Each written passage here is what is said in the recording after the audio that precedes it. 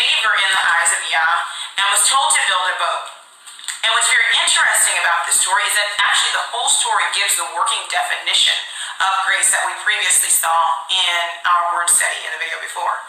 So Genesis 6:8 says, but Noah found grace in the eyes of Yahuwah.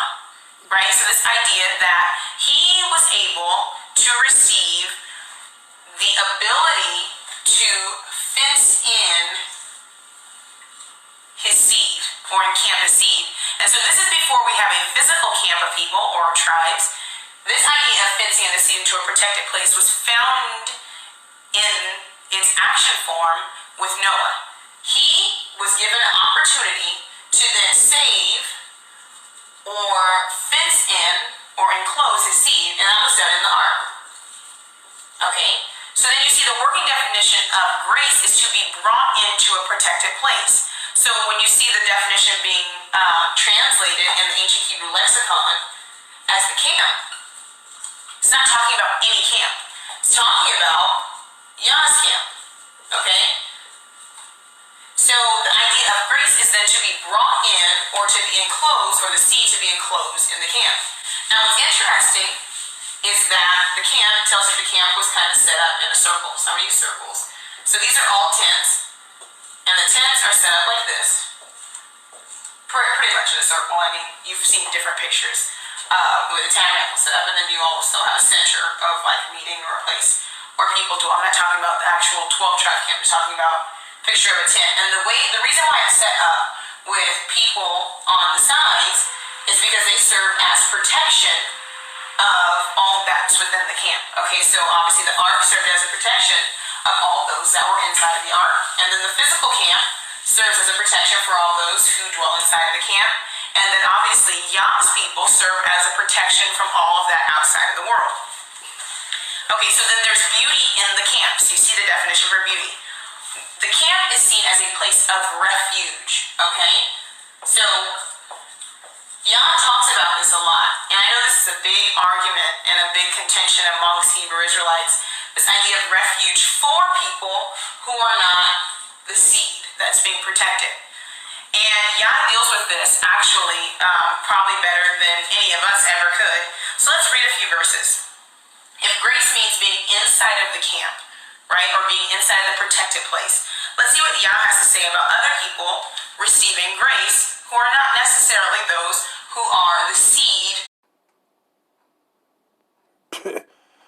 Let me start off by saying, all praise be to Yahweh, Ba'ashem, Yahweh Shah, Ba'ashem, Rakha, HaKodash, Call Elohim La Yahweh, Ba'ashem, Yahweh Shah, Ba'ashem, Rakha, HaKodash.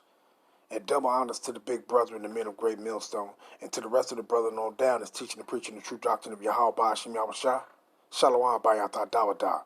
And to the Hakim and Akwat that's out there repenting,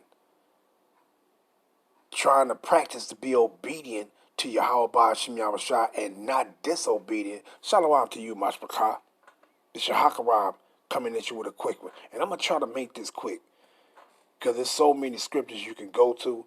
But, you know, according to the wisdom that Yahweh had gave me by being a learner of the elders and the brethren on down, hey, I'm just going to bring out a small portion just to make it quick.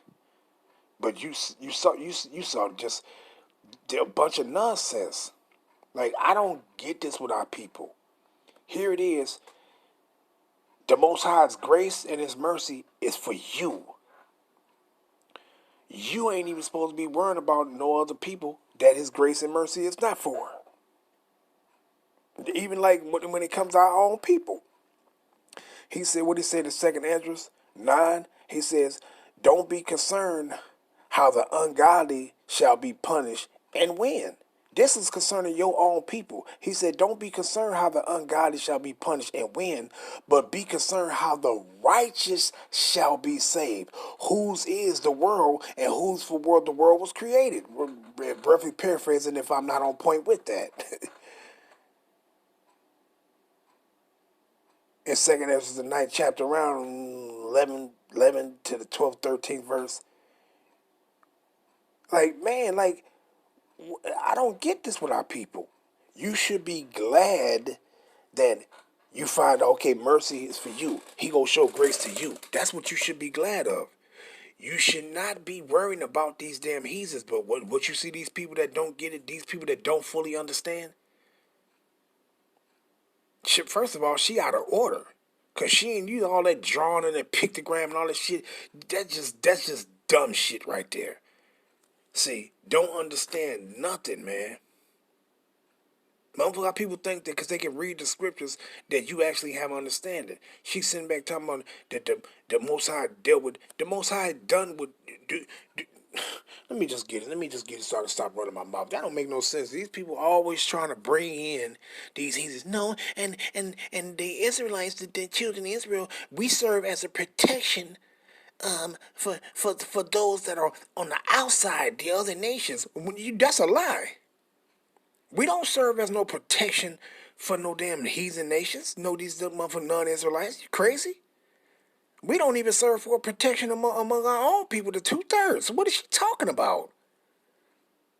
Man, these people are something else. That's why that's exactly why Paul made those statements in the scripture. And I'm gonna bring those out too through the spirit of Yahweh Shem Shah. But that's the reason why he made the statement. That's the reason why he said women, when it comes to the scriptures, they supposed to be quiet.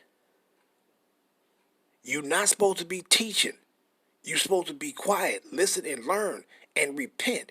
And if you go teach any motherfucking body, teach the younger woman to marry, bear children, guide the house, give none occasion to the adversary to speak reproachfully, meaning to have wickedness and to just being disobedient coming out of your damn mouth. But see, they can't do that. The Most High gave them explicit instructions on what they to do. But they always trying to jump in the man's shoes. Like, damn, your position ain't good enough for you. You don't even want to perfect your own position, but you trying to perfect the man's position. Man, it's something else, man. Something else. But let me just get into these scriptures right quick. Let's go to Genesis, because she made a statement talking about, and Noah just wasn't no anybody. Noah was one of the sons of God before the flood. And after the flood, who was the sons of God? The Israelites. But it went down to one of Noah's sons, Shem. It didn't go to Japheth. It didn't go to Ham. It went to Shem. For the purpose that what? Abraham was going to come out of Shem. A descendant of Eber. You know, Abraham's father and grandfather was the descendants of Eber, which it went down through them. That line went down to them, not to know everybody else that was on earth. It went straight down to them. Then when it got to Abraham, it went to Abraham. To who? To Isaac. From Isaac, it went to Jacob. These are the sons of the Most High. See? And that's who he had grace and mercy. He showed Abraham grace and mercy by telling him, look, separate from your father's house and get away from them. Because I got something special for you and your seed. Basically, you know. But let's grab this. Genesis 5. These are the sons of God before the flood. And what it says, and I'm going to jump in parts, and it says, descendants of Adam. This is the book of the generations of Adam. And the day that Yahweh created man in the likeness of Yahweh, made he him. Man, him. See, but let's go down to the point, and it says what? Verse 4. And the days of Adam, after he had begotten Seth, were 800 years, and he begat sons and daughters. See, but I'm gonna jump, and I'm just going to read this, because these are the sons of God before the flood. And it's going to go all the way up to Noah, which was one of the sons of God also. But see, she was trying to make it seem as if Noah was just anybody. No, he wasn't no anybody. He was one of the sons of God, and who the Most High Yahweh Shem Shah was showing mercy to by saving him from the destruction. These heathens is not fit to be saved for the destruction, so stop trying to find a way in or out for these heathens. Ain't no way into this, and ain't no way out for them from receiving their punishment and their destruction. Pure point blank. Ain't no way. But what it says in verse 4, and the days of Adam were after he begat Seth were 800 years, and he begat sons and daughters. Verse 6. And Seth lived 105 years and begat Enos. Verse 8. And all the days of Seth were 912 years, and he died. And Enos lived 90 years and begat Canaan. And not no damn Hamite. It was just somebody else's name that was named Canaan. See? And what it says, and Enos lived after he begat Canaan 815 years and begat sons and daughters. And it says what? Verse 12. And Canaan lived 70 years and begat Mahalalel. Jumping down to 14. And all the days of Canaan, were 910 years, and he died. And Mahalalel lived 65 years and begat Gerard. And jumping down to 18. And Gerard lived 162 years, and he begat Enoch. And what is the Most High? Enoch was one of the sons of God. And did not the Most High show Enoch mercy? Didn't he show him mercy and grace when he translated him? So, because he didn't want him to be corrupted by these wicked ass people, so he would have had to destroy him too. See? But we go grab that. But I want to keep getting these sons of God, but going down to Noah first. And it says, well, and Jared lived 162 years, and he begat Enoch. Verse 20. And all the days of Jared were 962 years, and he died. And Enoch lived 65 years and begat Methuselah. And Enoch walked with Yahweh. What? And Enoch walked with Yahweh after he begat Methuselah 300 years and begat sons and daughters. Verse 24. And Enoch walked with Yahweh, and he was not, for Yahweh took him. We're going to get into those again. But I'm just coming down to Noah. And Methuselah lived 187 years and begat Lamech. Well, it's Lamech. And it says, and Methuselah lived after he begat Lamech 782 years and begat sons and daughters. And all the years of Methuselah were 969 years, and he died. And Lamech lived 182 years and begat a son.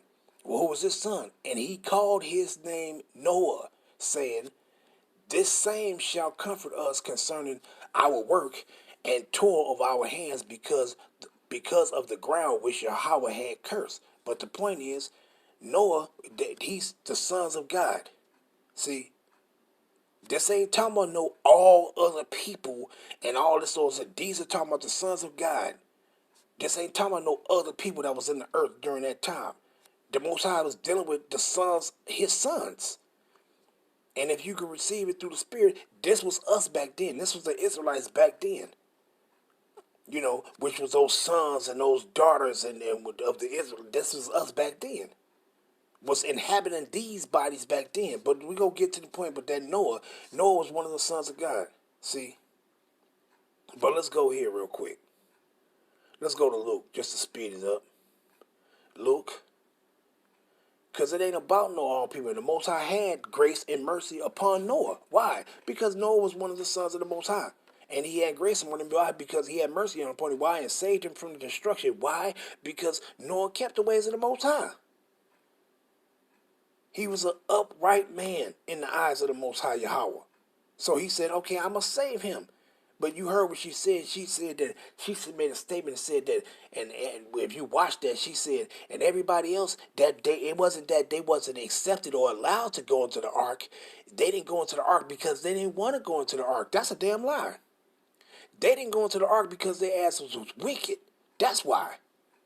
Not because they didn't want to go into the ark. I'm telling you, people is through, man. They is fucking through. And she shouldn't be saying nothing any motherfucking way. But let's grab this. Let's go down to 23 for these sons of God. And just go into after the flood, all the way back to the flood and before the flood.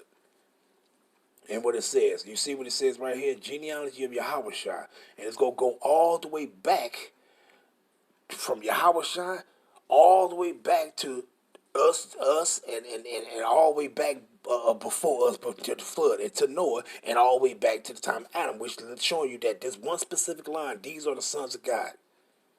This is who the Most High is going to show mercy and grace to his people. He not showing no mercy and grace to these damn heathens. What does Zondervan Compact Bible Dictionary say concerning these Edomites when it comes from the Most High, Yahweh, or Yahweh Shai? What does it say? It says, for they was the only nation, Edom, for they're the only nation that wasn't promised any mercy from Yahweh. See, so what you would, according to her, would say, they could come into the protection if they would come into the fold. You people are through, man. But let's read this. St. Luke 3:23. And Yahushua himself began to be about 30 years of age, being as was supposed the son of Joseph, which was the son of Heli, which was the son of Mathat, which was the son of Levi, which was the son of Melchi, which was the son of Jonah, which was the son of Joseph. When you come all the way down, this is talking about our people. These are Israelites right here that's being named. All Israelites. Ain't no heathens. None. So I'm going to start here at 32. Which was the son of, it's mistake 31. It says, which was the son of Malaiah, which was the son of Manan, which was the son of Mathara, which was the son of Nathan, which was the son of David. Now, Solomon ain't in here, but you already know who was Solomon's son. You know it was David's son, Slakia, who was David's son? Solomon. Who was Solomon's son? Rehoboam. But do you see, is he mentioned in here? No. See, but they was also the sons of God, but he's just making a point. It says, which was the son of Jesse, which was the son of Obed, which was the son of Boaz, which was the son of Sama, which was the son of Nasan, and which was the son of Amminadab, which was the son of Aram. Now, who was Aram? Aram was the son of Shem. See? It says, which was the son of Esrom, which was, Aram was Israelite, but it's, Shem's son also name was Aram.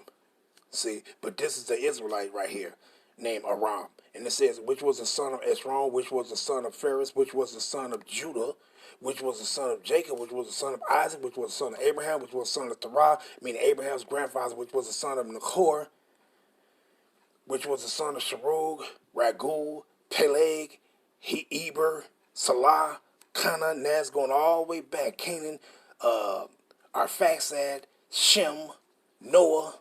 See, these are the sons of God right here. Israelites right now walking the earth right now, we are the sons of God, not no other people, not no other nation. And these are the people who the Most High is having grace and mercy for. Period, point blank. See, but let me go here. Genesis, where she went to, 6 and 8. And what it says. But Noah found grace in the eyes of Yahweh. These are the generations of Noah. Noah was a just man and perfect in his generation and walked with Yahweh. See, and Noah did what? And Noah begat 3 sons, Shem, Ham, and Japhet. The earth also was corrupt before Yahweh, and the earth was filled with violence. So wait a minute. Noah was found grace by Yahweh and his house. So they were saved from the destruction. Everybody else, they wasn't allowed to go into the ark because they was corrupt. They was wicked. See? So the Most High was having grace and mercy upon his sons. Noah just wasn't no anybody. See, this is what these people don't get. They always try to go to Abraham. Oh, and then heathens try to go back. Oh, ain't got Abraham. Abraham ain't got shit to do with you. He ain't got nothing to do with you heathens. Abraham ain't got everything to do with the Israelites. Isaac and Jacob and the Israelites. That's it. He don't got nothing to do with no Keturah, and those are his sons, but he ain't got nothing to do with no Keturah. He ain't got nothing to do with no Ishmael. Ishmael can say, oh, to Abraham, well, although they try to do it too. Abraham is our father. Man, look, y'all ain't got nothing to do with none of this. Y'all ain't nothing but some goddamn leftovers that's going to be left over. But verse 11, the earth also was corrupt before Yahweh, and the earth was filled with violence. And what? Verse 12. And Yahweh looked upon the earth, and behold, it was corrupt, for all flesh had corrupted his way upon the earth. That's why those people wasn't allowed into the ark with Noah and his family. Because they was wicked, not because they didn't want to go in. I'm saying, man, these motherfuckers need to be the fuck quiet, man. But let me go grab this other one right quick. Let me grab this real quick. Then I'm gonna jump to that Enoch one. Also was the son of the Most High. Let's go to Sirach. Let me grab that real quick. Sirach 44 and 17.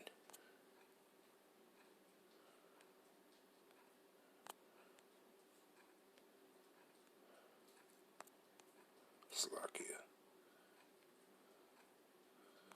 Sirach 44 and 17. Let me see. Yeah, I'll grab that one first. Sirach 44 and 17. Noah was found perfect and righteous in the time of wrath. He was taken in exchange for the world. Therefore, he was left as a remnant unto the earth when the flood came. See, so Noah found grace. See, why? One of the sons of God found grace in the time of destruction. Now, who will find grace in this second time where the second destruction happened? The sons of God also, the elect, the chosen of the Most High, the elect men of the elect. They're going to find grace. 2/3 of our people, they're not finding no grace from the Most High. They're going to find judgment. See, so it ain't no all people go come out and say, we gonna go join the Israelites and so we can be saved and shit. Man, get the fuck out of here. Like these people just overlook the commands of the Most High. But who is grace for? Let's grab this real quick. Let's grab this. Wisdom of Solomon 3 and verse 9. Let's grab it. Wisdom of Solomon 3 and 9. What it says. Wisdom of Solomon 3 and 9. They that put their trust in him shall understand the truth, and such as be faithful in love shall abide with him. For grace and mercy is to his saints, and he had care for his elect. That's who grace is for the sons of the Most High, man. The elect of the Most High. Those that repent and that seeking after after Yahweh Shem Yahshua's righteousness. Put it like that. See, ain't no grace for no own people. Oh yeah, see, and then the Israelites they line as a protection for all the other nations. You goddamn lie. You're fucking lie. You're fucking lie. But let's grab the Enoch one on the dealing with the sons of God. Let's grab it. Let's grab that. Let's go to Genesis, the 5th chapter. Dealing with Enoch, also one of the sons of God. 5, and I'm going to go to 22 and read it to 24. And then what it says. And Enoch walked with Yahweh after he begat Methuselah 300 years, and begat sons and daughters. And all the days of Enoch were 365 years, and Enoch walked with Yahweh, and he was not, for Yahweh took him. Why did he take him? We'll get to it. Why did he take him away? Why did he translate him? But what? Enoch was one of the sons of God too. This was that line of the sons of God that the Most High was having grace and mercy on particular individuals. Enoch was also one of those ones that Most High had grace and mercy on. See? But let's go back to Sirach, and we're going to go to the 49th chapter.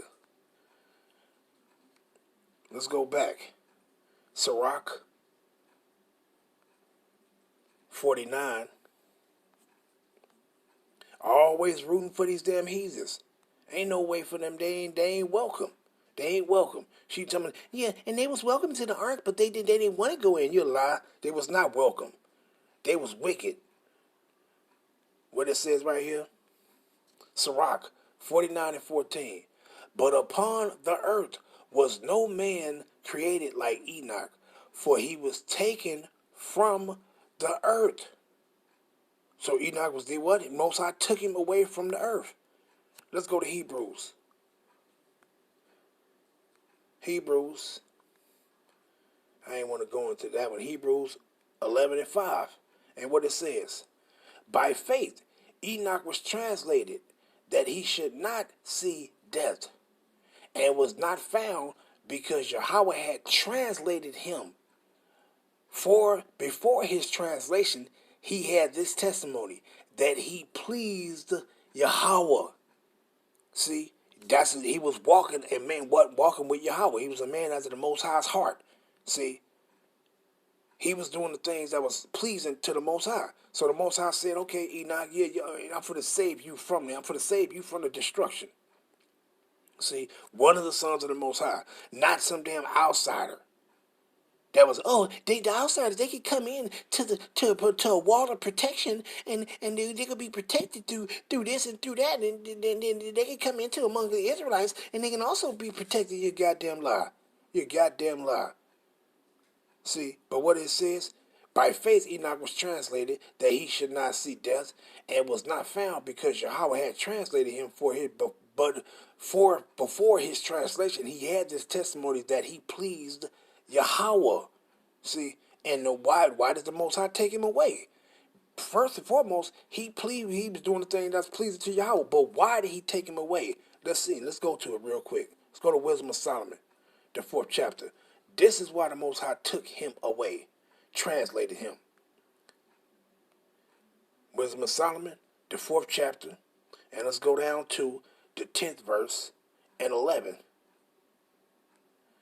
It says what? Wisdom of Solomon 4 and 10. He pleased Yahweh. Who pleased Yahweh? Enoch, and was beloved of him, so that living among sinners he was translated. Yea, speedily was he taken away, lest that wickedness should alter his understanding. What does it say? Yea, speedily was he taken away, translated, lest that wickedness should alter his understanding, or deceit beguile his soul. See, let's continue.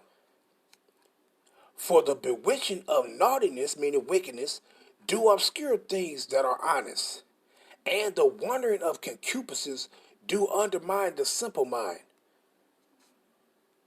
He being made perfect in a short time fulfilled a long time. For his soul pleased Yahweh, meaning the life he lived, it pleased the Most High Yahweh Ba'ashim Yahushua. Therefore hastened he to take him away from among the wicked. So how was he took him away from among the wicked, right? Let's get 15 also. And it says what? This the people saw what? They saw that he was taken away. He was, Most High came into. They saw a chariot, saw him go up into the chariot, and the chariot left off and shot off. Why? And understood it not. They didn't understand that why the Most High had grace upon him. They didn't receive no grace. Neither laid they up in their minds that his grace and mercy is to his saints, and that he had respect unto his chosen. Who is his saints? His saints are his sons, his children, the children of Israel now, and the children, the sons of God that was before the flood. See? Which that was us then, and we are now back on the earth again as the Israelites. See? And this is who the Most High grace and mercy has always been. He ain't got no mercy for these heathens. See? He created Pharaoh and them damn Hamites to do what? He lift his ass up to drop down all wrath and destruction upon his ass. Same thing he gonna do with these Edomites. They ain't finna get no mercy. He ain't finna have no grace or no mercy for them. He created their ass just to destroy them. So how can all these people come into the circumference of the Israelites and be safe? Man, people something else. But what does it say? That his grace and his mercy is to the saints, and he respect unto his children. Who is his saints? The Israelites. When you go to Psalms 140, what is that? 148 and 14, and Psalms 50 and 5, and from Psalms 50 and 5 going to Exodus 24 and read to 4 to 8 and all that stuff, you'll get that. These are who his saints is, the Israelites, and this is who he's gonna have grace and mercy on, the Israelites. See, but now let me get into these other scriptures on why she should be keeping her motherfucking mouth shut. And I'm going to end it off. Let's get these real quick. Let's go to 1 Timothy chapter 2 and 11 and 12. What it says, let the woman learn in silence with all subjection. This is why Paul is saying, this is why Paul was saying these things. This is why he put this in the letter to Timothy that he wrote to Timothy. Why? But I suffer not a woman to teach, nor to usurp authority over the man, but to be in silence. This is why. See? They're not supposed to be not supposed to be teaching. Period. Because they don't have no understanding. They simple minded. You saw that shit. Simple minded in a motherfucker, man. Simple as hell. Matter of fact, let me go grab this real quick. This second address. 4 and 22 right quick. And then jump back. Second address. 4. And let me go down to 22. Let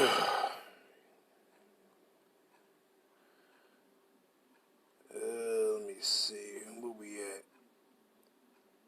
No, Slakia. I need first address. Slakia.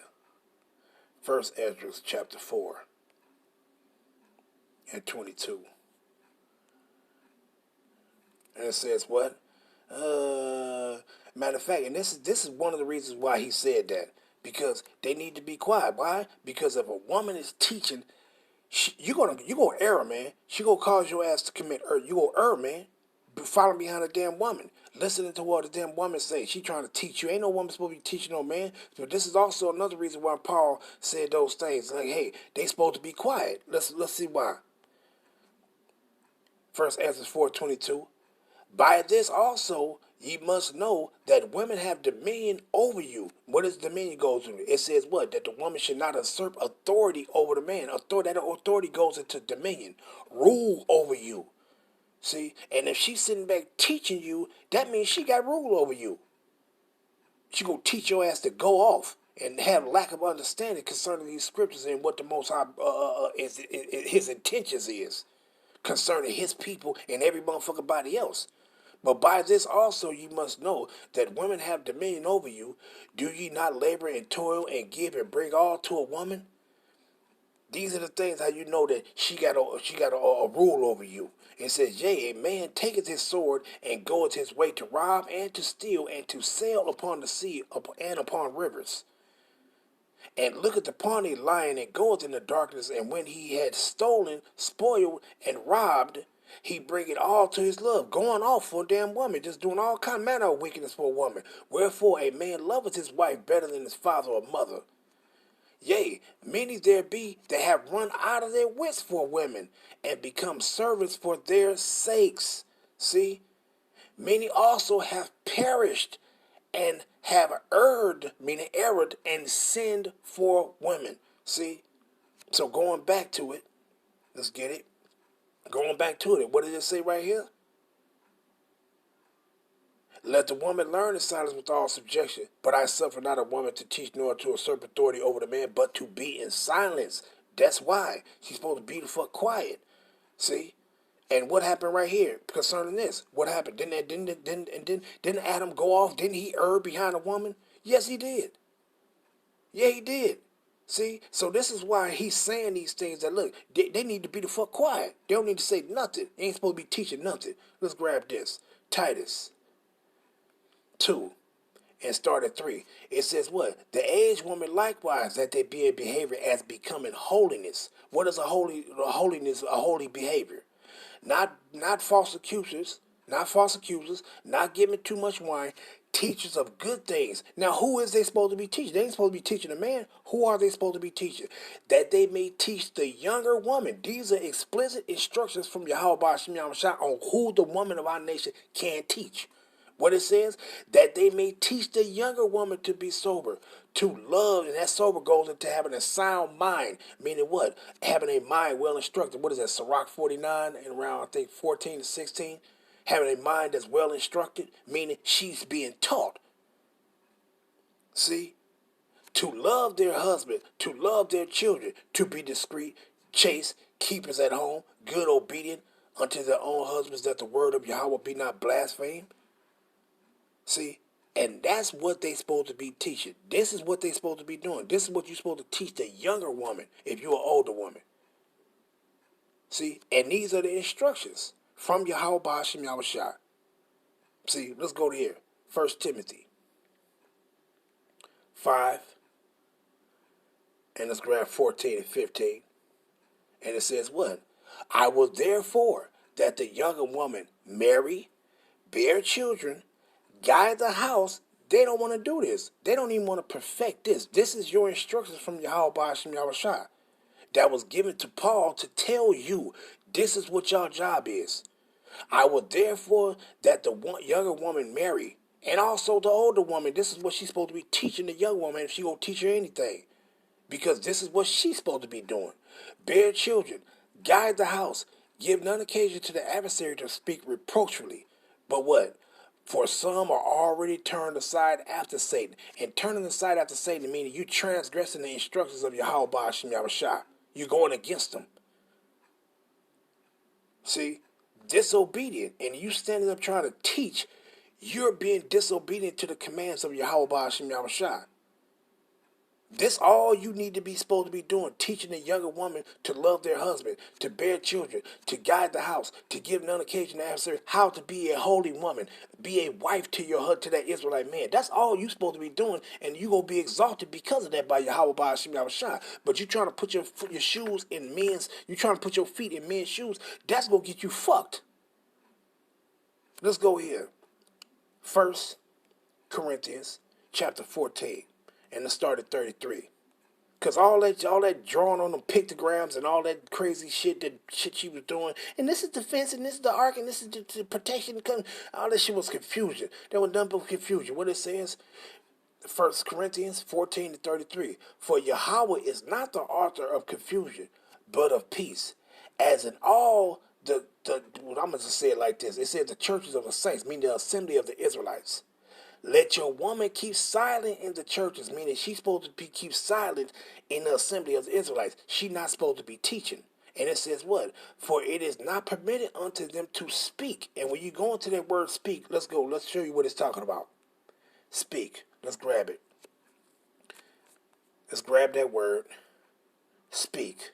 And let's see what it's talking about. For she is not permitted to speak. It don't mean that she's supposed to, no, when it comes to teaching, you got to shut the fuck up. What it says?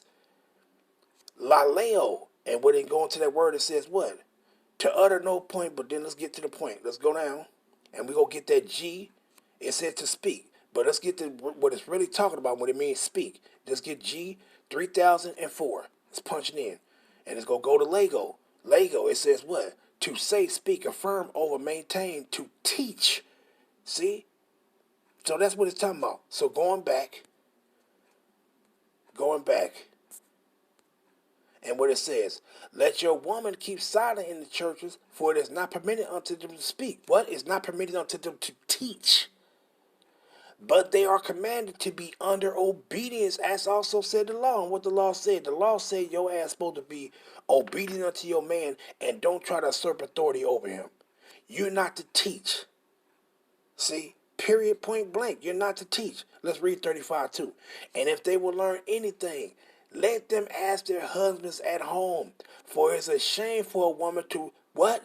Speak. You know what that speak is talking about? Lego, meaning teach, in the church. She's not supposed to teach in the assembly of the Israelites.